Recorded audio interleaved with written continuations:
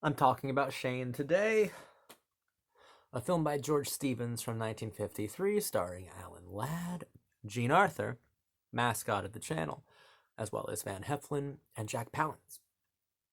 It's this was my first time actually seeing it, and wow, brilliant. Brilliant film. It might be my new favorite western. It's it's better than Red River, which was previously my favorite one. It's better than The Good, the Bad, and the Ugly, and The Searchers. Even Shane is one of the most remarkably powerful films that I've seen in a very long time.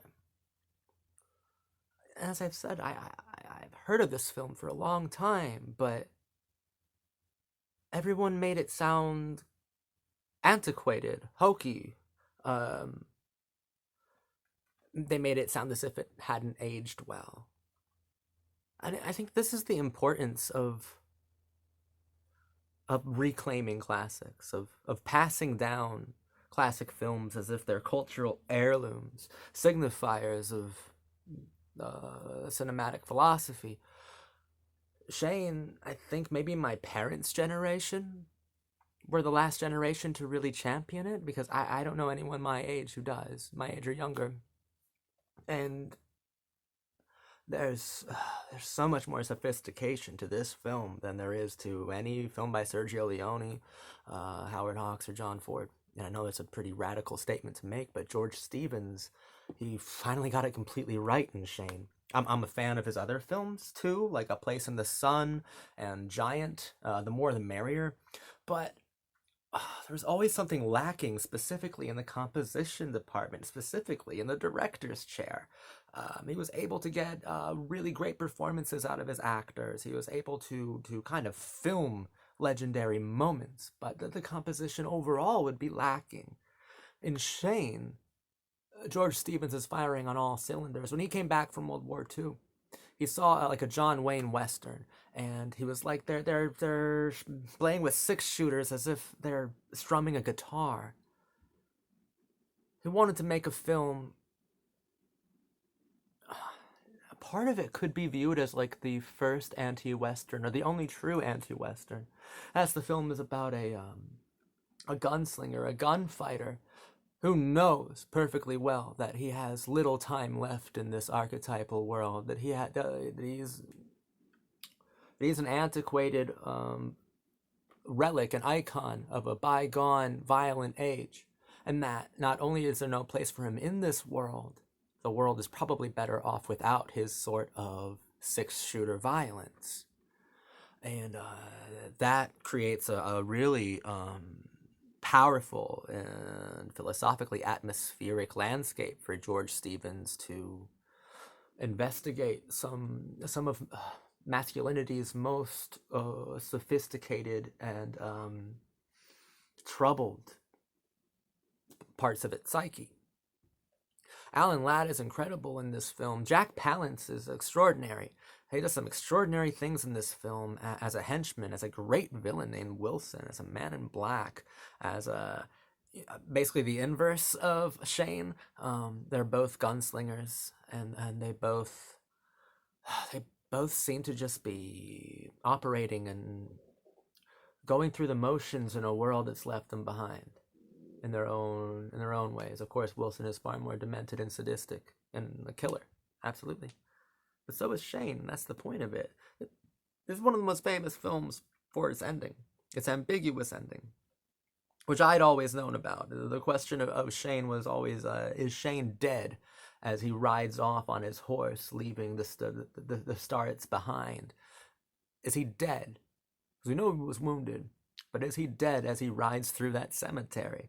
And there's a couple ways to go about answering the question. I mean, the most easiest way of answering it is that it doesn't matter if he's alive or dead, because because he shouldn't be alive anyway. that sort of thing. Like he's a dying archetype. He's a dying feature of a genre. He's a dying feature of Americana, and it doesn't matter if he's alive or dead in the film. He is dead in our lived-in reality.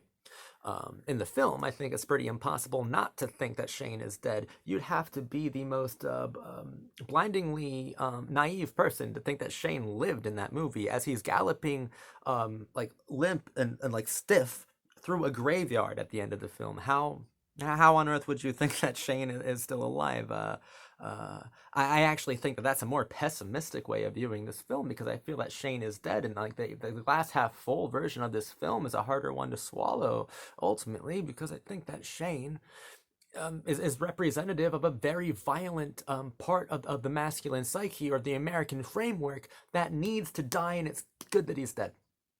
He may have done a lot for us. That more primal part of our American spirit, that earlier, cagier aspect of our culture, of our human family, may have gotten us through a lot of very difficult times. And sometimes you need a man who knows how to pull a trigger to get something done. But hopefully, in our civilized society, we in our ultra modern world, we don't need that archetype. So it's very good that he's dead. Jean Arthur, when her character was saying in that beautiful firecracker voice that we don't need any guns in the West, including yours. It's good that he's dead. That's the optimistic way of viewing it. If you actually view it as Shane still being alive, then you still see a need, the necessity. You still see that archetype as being a necessary one within our lived-in world, which would mean that you still see this world as wild, when it's absolutely not. It has been tamed. I mean, that might be a more romantic way of viewing it, as wild and violent and uncontrollable, but it's simply not. That part of our cinematic grammar and that part of our actual social grammar has long passed, and ultimately, thank God for it, because it's not as if Shane was happy. Shane is not a happy character. No archetype is happy in the throes of death. No archetype is happy living with the damage that it has done. And an archetype like a gunslinger can do some very fierce damage, either when it comes to being co-opted and weaponized for political movements or for propaganda, motion pictures, or giving kids these weird ideals of heroism through ultra violence. He even says, like, killing, you can't live with the killing. The archetype has to disappear. The archetype has to be murdered. The archetype has to die. But there is a dignity to his death in that he dies upon his horse. And he's seen through a child's eyes as something that is eternal. Something that is eternally dead. Never to come back. Jean Arthur, I remember Frank Capra would say about her, she didn't have butterflies in her stomach. She didn't get nervous. There weren't butterflies in there. There were wasps. There were hornets. This was Jean Arthur's final film, and she was in her mid-50s. And she still looks incredible. And she does a lot of the heavy lifting when it comes to acting in this film. Not that Westerns normally put much of an emphasis on feminine points of view, but hers was wonderfully explored by George Stevens. This film is extremely powerful, and the action scenes are remarkable to view. This film is wonderfully edited. I know that George Stevens took a very long time to edit this picture. There is such a mystery to this picture, which is so confounding because the film feels so final. You know, it feels there's such a finality to this film. Like this is the last true American Western in a way. Like there's such finality to this film, and then George Stevens also edits and composes the film with such an extreme amount of mystery. Characters are normally positioned like in geophysical locations that dwarf them in front of these mountains, across these plains. And they seem so small. Yet Shane is like this beacon of something, but it's not hope. He's like a harbinger of doom. but he needed to be there for them. But it's the last stand of the gunslinger archetype. It's the last stand of ultra violence within Western mythos. It's the last stand of Shane, and Shane is heroic, absolutely. But Shane would never call himself a hero. The shootout takes place with dead and dying archetypes, with Shane, with Jack Palance's character, and with the ultimate villain of the film, this shootout. And Shane even says like you ain't got much living left to do. And to which the villain replies like, well, neither do you, gunslinger. And he says, yeah, but I know that. I know that this is my last stand as an archetype, as something that America needs, as something that a movie-going public would need, or a fairy tale needing public would need. This is it for me. This is it for all of us. And we'll play our roles well, and we'll inspire. But sometimes inspirational things have to die.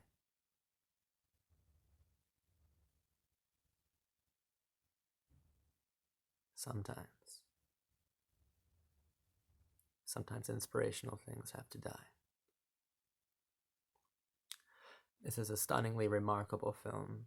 It's composed incredibly well. It's shot extraordinarily well. It's a remarkable story. Its philosophy is extremely confrontational and unavoidable. Westerns are so interesting. Like Westerns and war films both seem to be able to effortlessly grapple with some of the most intense things about like the masculinity, about its virtues and its insecurities. In Westerns, I think I have a bit more license of creativity because in Westerns, it's like you are watching dead and dying things already. Like you are in a setting that portrays a mode of life that is long since past. And every Western worth its salt will eventually investigate and explore